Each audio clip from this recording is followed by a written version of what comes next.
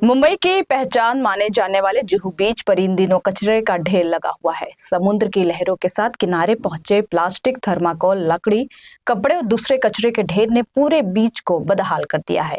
Morning walk करने आने वाले लोग, स्थानीय नागरिक और पर्यटक इस गंदगी से परेशान हैं। लोगों का कहना है कि कई दिन बीत जाने के बावजूद बीच से कचरा हटाने का काम बेहद धीमी गति से चल रहा है। सिर्फ बदबू और गंदगी ही नहीं, बल्कि बीच पर फैला यह कचरा लोगों की सुरक्षा के लिए भी खतरा बनता जा रहा है। वहीं पर्यावरण प्रेमियों का कहना है यह कचरा सिर्फ बीच की खूबसूरती को ही नहीं बिगाड़ रहा, बल्कि समुद्री जीवों के जीवन पर भी गंभीर संकट पैदा कर रहा। मानसून की पहली बारिश के बाद मुंबई के कई इलाकों में जल जमाव की तस्वीरें सामने आई थी। अब समुद्र किनारे जमा हुए कचरे ने एक बार फिर बीएमसी की तैयारियों और सफाई व्यवस्था पर सवाल खड़े कर दिए हैं। स्थानीय लोगों का आरोप है कि बीच की सफाई के लिए पर्याप्त मशीनें और मैन पावर नहीं लगाए गए, जिसकी वजह से काम काफी धीमी रफ्तार से चल रहा है। कई जगहों पर कचरे को सिर्फ एक जगह इकट्ठा करके छोड़ दिया गया। इन्हीं तमाम सवालों और लोगों की नाराजगी के बीच वार्ड क्रमांक 59 की नगर सेविका सुधा सिंह जुहू बीच पहुंची। उन्होंने मौके पर सफाई अभियान का जायजा लिया। इस दौरान इन 24 न्यूज की टीम ने उनसे बीएमसी की कार्यप्रणाली, सफाई व्यवस्था, मैन पावर की कमी, मशीनों की उपलब्धता और बीच को पूरी तरह साफ करने की समय सीमा जैसे अहम मुद्दों पर विस्तार से बातचीत की। आइए देखते हैं इन सभी सवालों पर नगर सेविका सुधा सिंह ने क्या कुछ कहा। पिछले कई दिनों से जुहू बीच पर कचरे को लेकर जिस तरीके से सियासत भी हो रही है और यहाँ पर लोगों की नाराज़गी भी देखी जा रही है। इस वक्त बीजेपी के नगर सेवक सुधा सिंह जी हमारे साथ हैं, यहाँ पर जायजा लेने आई हैं कि किस तरीके से यहाँ पर काम हो रहा है। मैम, सबसे पहले जानना चाहेंगे कि बीएमसी जुहू बीच को पर कचरे को लेकर जिस तरीके से लोगों में आक्रोश है, खासकर जो सुबह मॉर्निंग वॉक को आते हैं, क्या कहेंगी, किस तरीके से आप कि आक्रोश तो होना ही चाहिए। पब्लिक भी बहुत परेशान है क्योंकि जो अर्ली मॉर्निंग में सुबह 5 बजे से 4:30-5 बजे से आते हैं वो, और 8 बजे तक बहुत भीड़ यहाँ होती है। जो वॉक करते हैं, योगा करते हैं, मेडिटेशन होता है। पर इतना ज़्यादा क्या रीज़न है? इस बार बहुत ज़्यादा कचरा समुद्र से बाहर आ रहा है और जैसे वो मेजर नाला है, ये सारी चीज़ों से सब उधर से, और समुद्र में जो पुराने जो अंदर हैं वो हाई टाइड जब होता है, कुछ रीज़न ये भी है हाई टाइड, और जो बहुत ज़्यादा जब लहर वहाँ से उठता है तो वो सारा नीचे अंदर से भी कचरा सारा बाहर आता है, जिसमें ज़्यादा कर प्लास्टिक। और ये प्रशासन से भी हम ये रिक्वेस्ट करेंगे कि आप ये जो प्लास्टिक के लिए दुकानों में, ठेले वालों से, सब्जी वालों से आप पकड़ते हो, आप उन पे फाइन मारते हो, आप सबसे पहले जाओ फैक्ट्री को बंद कराओ। जो प्लास्टिक की थैली जो प्रोवाइड करवाती है जो फैक्ट्री है, पहले वो भी बंद कराओ, उसके बाद बंद होगा बिकना। अदरवाइज़ ये कभी नहीं बंद होगा। पब्लिक आएगी, चिल्लाएगी, हम जैसे लोग नगर सेवक, नगर सेविका आके चिल्लाएंगे, कुछ भी बताते रहेंगे, उसका प्रशासन पे कोई फ़र्क नहीं पड़ेगा। बीएमसी को इतना कम से कम सोचना चाहिए। जहाँ पे अब जैसे जेसीबी, इतना प्रॉब्लम है यहाँ पे जुहू बीच पे, और बहुत बड़ा है ये जुहू बीच, तो यहाँ 2 गाड़ियों से नहीं होने वाला है। डंपर हो, जेसीबी हो, कम से कम 5-5, 10-10 यहाँ पे लगाने चाहिए। 50 से 80 लेबर होने चाहिए, तब ये जाके 2 से ढाई 3 घंटे में ये क्लियर होगा। अच्छा, क्या होता है, गाड़ी नहीं होती है, वो लगा के कचरा क्लीन करेंगे, वो देखे सब इकट्ठा कर देते, ये तो अभी हम आए हुए इसलिए वो क्लीन हो रहा है, लगा देते हैं, वो भी क्या करेंगे।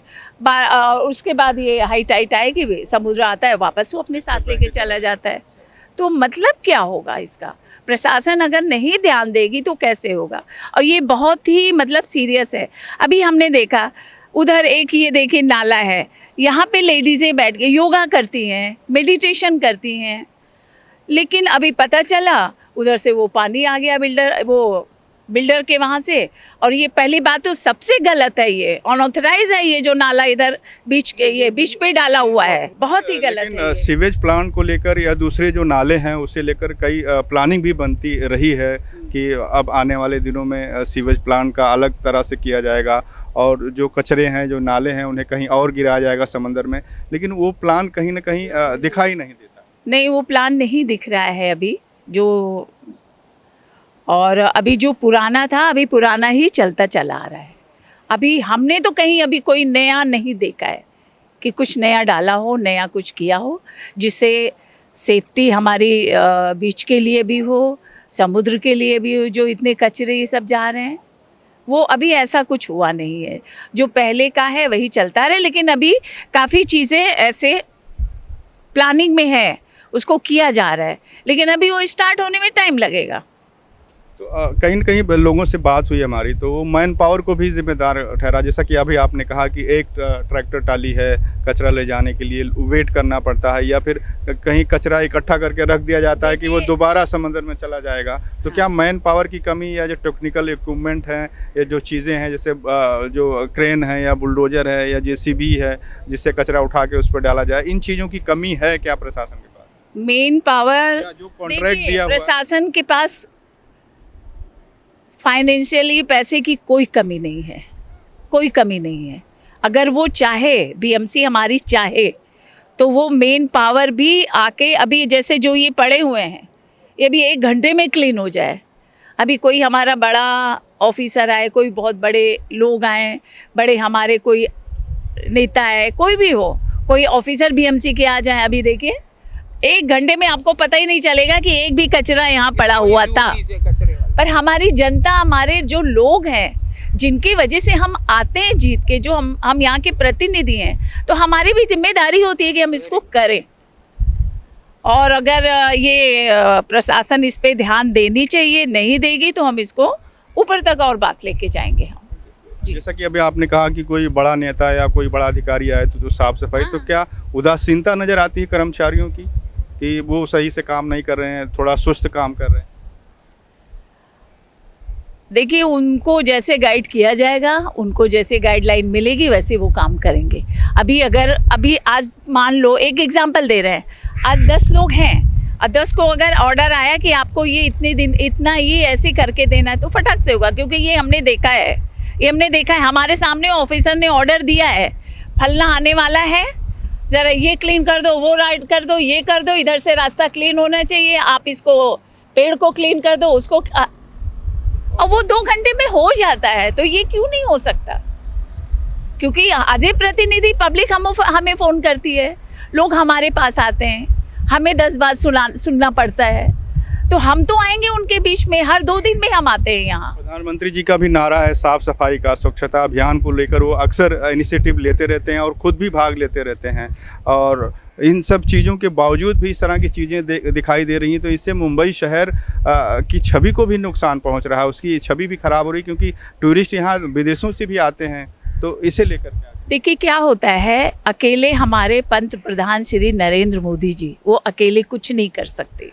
वो तो कितने सालों से परेशान हैं स्वच्छता अभियान को लेके, खुद हाथ में झाड़ू लेके वो रोड पे आते हैं कि भाई आप लोग भी स्वच्छता करो, लेकिन नहीं होता है। हमने हर जगह, सिर्फ ये मुंबई स्वच्छता में 0 आता है। क्यों आता है? क्योंकि हर जगह गाड़ियाँ, बस्ती में गाड़ी जाती है, वहाँ स्वच्छता अभियान के गाने लगे होते हैं, वो गाना बजता है, और लोग अपने अपने घरों से कचरा पॉलीथीन में बांध के लाके गाड़ी में डालते हैं, ना कि रोड पे फेंकते हैं। बस्ती में हो या बिल्डिंगों में हो, बिल्डिंग में भी आके वो बिल बजता है, लोग उनके वॉचमैन बिल्डिंग के बाहर गाड़ी वो लाके डिब्बा पहले से नहीं होता है रोड के ऊपर डालते हैं। पर इसमें प्रशासन को आके अवेयरनेस करना चाहिए जनता के बीच में कि भाई आपको ऐसा करना है। अगर वो नहीं करेंगे तो जनता जो करती चली आ रही है करती है, भाई अपना आए, कचरा फेंक दिया, चले गए। अभी कर्मचारी हमारी, वो भी तो सफाई करते हैं, वो भी तो इंसान है, वो भी ये सफाई करके जाएंगे, उधर से आप आइए आधे घंटे में देखिए कचरा वैसे ही पड़ा है। तो जनता भी जब तक अवेयरनेस नहीं होगी, उनको पता नहीं चलेगा, वो सोचेगी नहीं, ये नहीं हो सकता, ये ऐसे ही चलता रहेगा। हम लोग चिल्लाते रहेंगे, प्रशासन पे भी इल्ज़ाम लगाएंगे, हम भी, पब्लिक भी कहेगी अरे थोड़ा ये टीम वर्क होता है हर चीज़, कोई अकेला बंदा नहीं कर सकता है, कोई भी डिपार्टमेंट हो, मिलके करना चाहिए। मानसून को लेकर एक आखिरी सवाल मैम, पिछले दिनों जब बारिश हुई तो कई इलाकों में जल भराव हुआ और कई इलाके ज़्यादा पानी भर गया, खासकर अगर वसई विरार की बात करें तो वहाँ की हालत तो काफ़ी ख़राब थी। लेकिन मुंबई में कहीं न कहीं जो निचले इलाके हैं वहाँ पर भी ऐसी स्थिति देखने को मिली। तो अभी तो मानसून फिर थोड़ा सा टल गया, लेकिन फिर 2-4 दिनों के बाद जब मानसून आएगा, क्या प्रिपरेशन, क्या तैयारियाँ उस हिसाब से अब इस बार जो है वैसी कुछ स्थिति देखने को नहीं मिलेगी? किस तरह की तैयारी? देखिए जब भी बारिश आती है ऐसा नहीं, वो जो भी घरों में जिनके वहाँ से भी जो बंदा अपना खोता है उसको मालूम होता है क्या दर्द होता है। और ये हर साल होता है, हर साल होता है। पर वो अब ऐसा ना हो जिसकी वजह से, जैसे कहीं हम चलते हैं यहाँ पे पब्लिक हो, कोई एक होता है भाई हाँ ये इधर स्ट्रॉम वाटर है, ये ढापा खुला है, इधर ये नहीं है, इसको ये बंद करना चाहिए। सारी चीज़ें उनको अवेयरनेस में आके ये सारी चीज़ें ध्यान देना चाहिए। और जो रही नाले की बात, जो हाई टाइट होता है, तो जो एक बार 2026 में आया था ना, हाँ 16 हाँ 26 जुलाई को था, हाँ 26 जुलाई को। पर उस समय जो हाई टाइड था लोगों को पता भी नहीं था इतना अचानक, तो नाला सब तो कहीं ओपन पड़ा हुआ था, कहीं कुछ, तो जो समुद्र का पानी भी, तो अभी क्या करते हैं जो हाई टाइड आता है तो शटर गिरा देते हैं वो, ताकि, और वो बारिश का पानी और अंदर से और ज़्यादा ऊपर हाई टाइट होता है। फिर उसके बाद जब वो बंद होता है, कम हुआ तो वो निकालते हैं, ताकि फिर वो शटर निकालने के बाद वो पानी उतर जाता है, निकल जाता है। तो है ऐसी, अब जगह उतनी ही है राउंड में, पब्लिक बहुत ज़्यादा हो गई है, तो हर चीज़ में मैनेज करना पड़ रहा है। अभी जो सिचुएशन है ना वो मैनेज किया जा रहा है, पर होगा, अच्छा होगा। अभी देखिए काफ़ी चीज़ों में परिवर्तन है, होगा धीरे धीरे, क्योंकि जो आदत लगी हुई है उस पर भी, उस आदत को सुधारना है, थोड़ा टाइम लगेगा। बहुत बहुत शुक्रिया मैम बातचीत करने के लिए। ये थी नगर सेवक सुधा सिंह जो हमसे बातचीत कर रही थी। कैमरामैन FS पटेल के साथ रेहान हुसैन, IN24 न्यूज़, मुंबई।